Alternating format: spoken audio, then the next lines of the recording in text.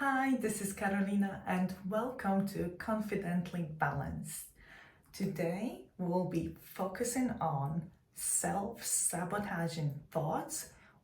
We're gonna discuss where does it come from, why is it being called this way, and how to be more aware of this happening throughout the day and how to start adjusting it. So welcome again and let's jump right in.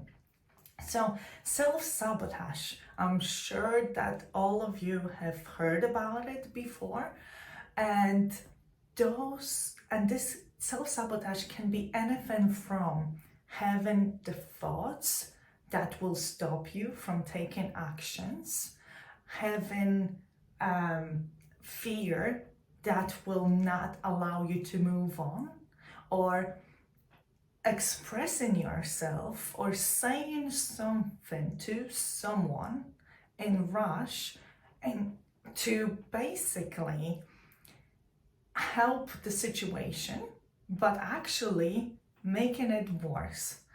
And let's just take a specific situation as an example so you will understand what I'm saying. So let's say that you are in a relationship and that there is a part of you that feels very insecure. And this part of you will not allow you to basically free your partner, to basically trust your partner, right? So you're feeling insecure. Your partner wants to go out with friends, but because you feel insecure, what you're doing is actually not allowing your partner to go out or expressing yourself in a way that is damaging to your relationship. And that is only because you feel insecure inside.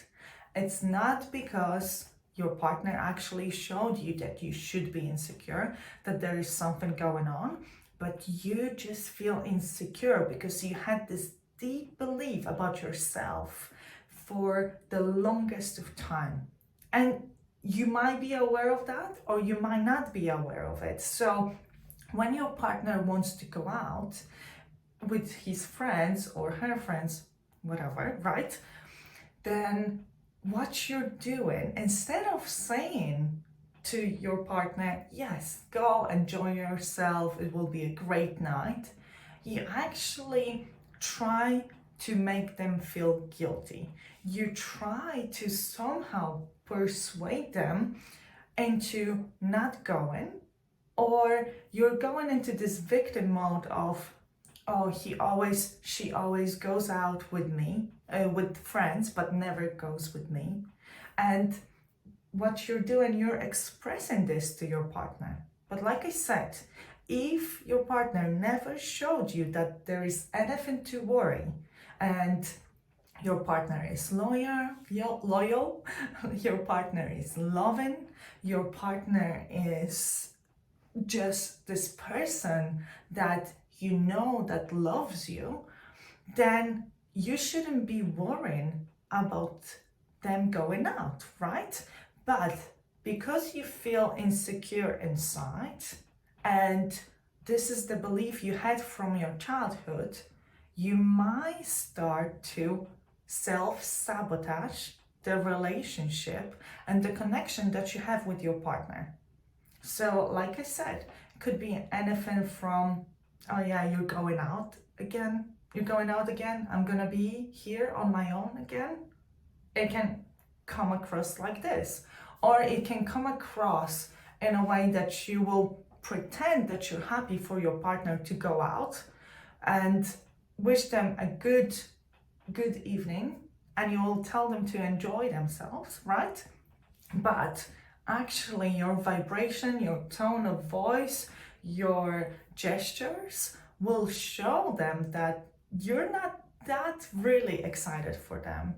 This is not really something that you would like them to do, but you're just pretending to be okay. And you know what? They can feel it anyway. So whatever you will do, if there is something going on inside you that is not done because of someone's actions, then that means that you can self-sabotage on whatever it is that is important for you. In this case, that was a relationship that you're in. And you might start destroying the connection that you have in this relationship. And slowly that might create resentment from another person because you will feel resentful too. So that's one thing, that's one example on how you can self-sabotage something. But then the other side of self-sabotage, and no matter what area of life it is, but we're talking about relationships in this specific moment, then self-sabotage as well is kind of like your mind is trying to fulfill a really important need that you have within yourself, that it's still not fulfilled, and that basically you need to work on. So what am I saying about that? Because if you're self-sabotaging a relationship that is beautiful, that is overall healthy, there must be something inside you that you still feel like needs healing. You still feel like there is a need that needs something. And this is what your mind does. Your mind is trying to keep you safe. Your mind is trying to show you that there is still something that you can work on, that you need to work on to actually feel healthy, right? So self-sabotaging, although it is called this way, it's actually an action that your mind is pushing you to do because your mind is thinking that is the quickest and the best way to keep you safe. So again, your mind is actually trying for you to have the deeply unfulfilled need met. And until this need will be met in one way or another, until you will come out with the tools that will help you in fulfilling this need, you will be self-sabotaging different areas of your life. So the number one thing that you're supposed to do when you feel like there is something going on inside you, when you feel like there is something still missing, or that you're doing something unhealthy, then you really need to go deep within and see what is it that you're actually missing at the moment. What is the need that your mind is trying to fulfill? What is the need? And there are different kind of needs that we need from ourselves. Yeah, that's tomato, right? But if you will have something that still bothers you inside you, you will not be able to have a healthy, happy life, because your mind will always push you into this direction of the quickest and the shortest way of getting the need met, and not trying to get the need met from within, but actually getting the need met from outside world, from experiences, and a lot of the times as well from other people. And this is not how we should live. We shouldn't rely on someone getting our needs met. This is now how the world works. This is not how your body works. This is not how you will finally feel joy and freedom. You need to scratch that. So number one thing that you have to do is figure out what need there is that you need to fulfill. And to start there, you might ask yourself, what is the pain that you're feeling right now? Where is this coming from?